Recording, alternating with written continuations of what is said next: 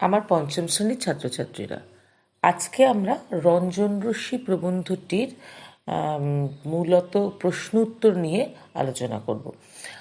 এই প্রবন্ধটি বিজ্ঞানধর্মী প্রবন্ধ, কিন্তু আমাদের আলোচনার বিষয়ে শুধুমাত্র বিজ্ঞান থাকবে না, কিছু ঘটনাও থাকবে। তাহলে চলো প্রশ্ন উত্তর নিয়ে আলোচনা করা যাক।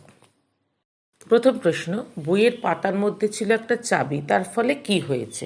মানে চাবিটা থাকার ফলে কি হয়েছে? ঘটনাটা কি ঘটেছিল যে একটা রঞ্জনের ল্যাবরেটরিতে প্রচুর বই ছিল, সেক্ষেত্রে একটা এক্সট্রা প্লেটের ওপর একটা বই ছিল, সেই বইটা কাগজ দিয়ে মোড়ানো ছিল বা ঢাকা ছিল, এবং এই বইটার ভেতরে একটা চাবি ছিল, এবং এই চাবিটা থাকার ফলে কি হয়েছিল সেটাই আমাদের প্রশ্নটা। কি হয়েছে এখানে?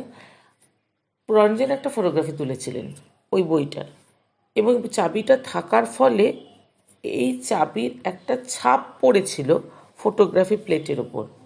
বইয়ের ভেতরে চাবিটা থাকা সত্ত্বেও ফটোগ্রাফি প্লেটের ওপর একটা ছাপ পড়েছিল। সাধারণভাবে ফটো তুললে যেটা পড়ে না, সাধারণ ফটো তুললে শুধু বইটারই ছবি উঠত, ভেতরে চাবিটার ছাপ উঠত না। কিন্তু এক্ষেত্রে যখন তিনি ফটোকপিটা তুলেছিলেন, তখন দেখা গিয়েছিল যে চাবির ছাপটা রয়েছে, ভেতরে থাকা চাবির ছাপটা রয়েছে। এবার তার মানে এই চাবির থাকার ফলে এই ছাপটা উঠেছে। পরের প্রশ্ন হচ্ছে, রঞ্জন রশ্মির সূচনা কিভাবে হয়েছিল? এই যে ঘটনাটা বললাম, যেটা ওপরে যেটা বিবৃত হলো ঘটনাটা, তোমরা এইভাবেই লিখবে যে ওপরে যে ঘটনাটা বলা হলো, বা ওপরে ঘটনাটা তো তোমাদের আলাদা করে বলা যাবে না, তোমাদের সেক্ষেত্রে বলতে হবে যে আবার এই একই ঘটনাটা বলতে হবে যে রঞ্জনের ল্যাবরেটরিতে প্রচুর বই ছিল, একটা বই ফটোগ্রাফি প্লেটের ওপর ছিল, তার উপর সেই প্লেটের একটা ফটোকপি তুলেছিলেন উনি।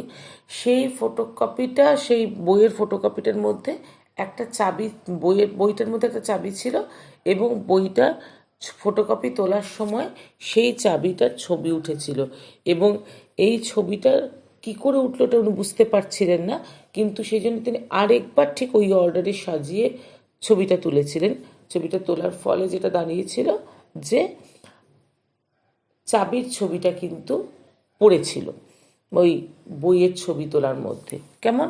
তাহলে এই ঘটনাটিই ছিল আমাদের রঞ্জন রশ্মির সূচনা। এই ঘটনাটি ছিল রঞ্জন রশ্মির সূচনা। কেমন? তাহলে আমাদের এই দুটি প্রশ্ন আলোচনা হলো, যে বইয়ের পাতার মধ্যে একটা চাবি ছিল, তার ফলে কি হয়েছিল, আর রঞ্জন রশ্মির সূচনা কিভাবে হয়েছিল সেটা বর্ণনা করো। কেমন? এবারকার প্রশ্ন হলো, রঞ্জন রশ্মি কোন কোন জিনিসের ভেতর দিয়ে যেতে পারে আর কোন কোন জিনিসের ভেতর দিয়ে যেতে পারে না, লেখো। রঞ্জন রশ্মি বেশিরভাগ জিনিসের মধ্যে দিয়ে যেতে পারে, এবং সাধারণভাবে অস্বচ্ছ জিনিসের মধ্যে দিয়েও রঞ্জন রশ্মি যেতে পারে। অনেক কিছুকে ভেদ করেই যেতে পারে, যেটার ঘনত্ব কম সেসব জিনিসে ভেদ করে রঞ্জন রশ্মি যেতে পারে। যেমন হচ্ছে মাংস, চামড়া, ফ্যাট, তারপর হচ্ছে কাগজ, কাপড় ইত্যাদির মধ্যে দিয়ে যেতে পারে, এবং এগুলির ঘনত্ব কম, এগুলোর মধ্যে দিয়ে যেতে পারে।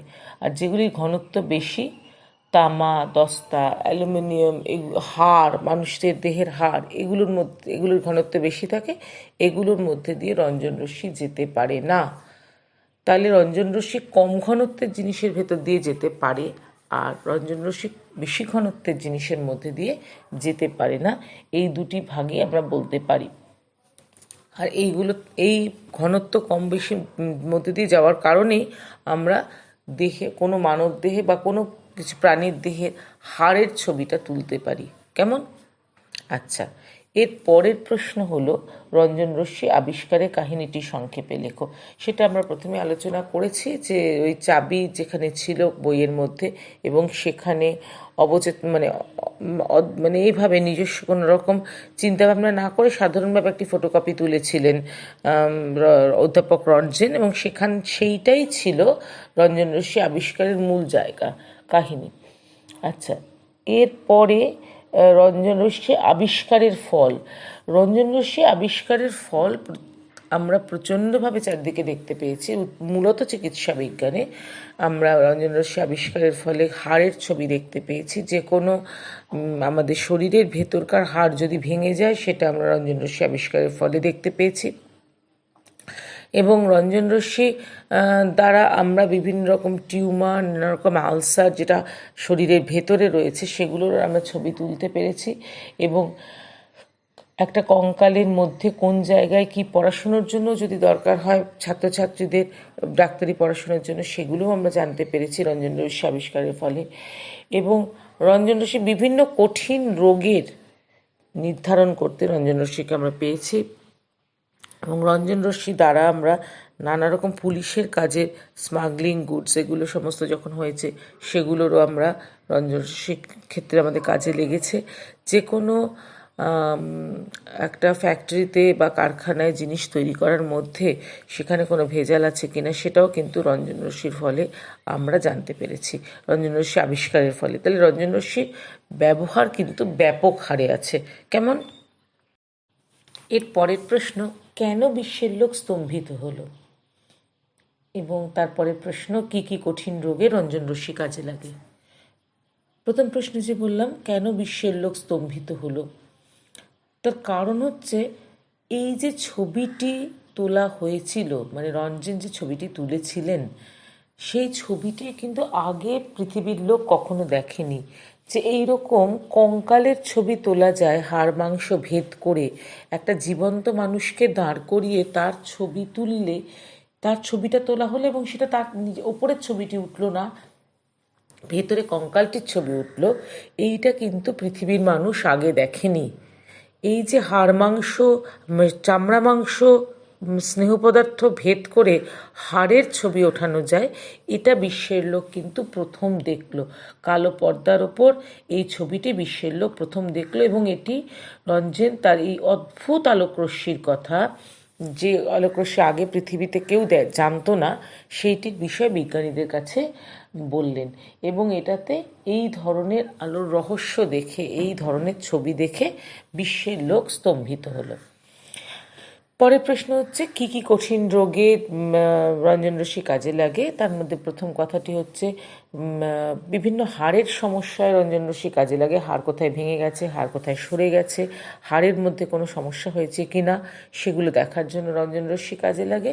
আর তারপরে কাজে লাগে যক্ষা, যকৃৎ ক্যান্সার, নানা রকম ভেতরের যে কোনো টিউমার বা কোনো আলসার বা ক্ষত, এইগুলো দেখার জন্য কিন্তু রঞ্জন রশ্মি কাজে লাগে।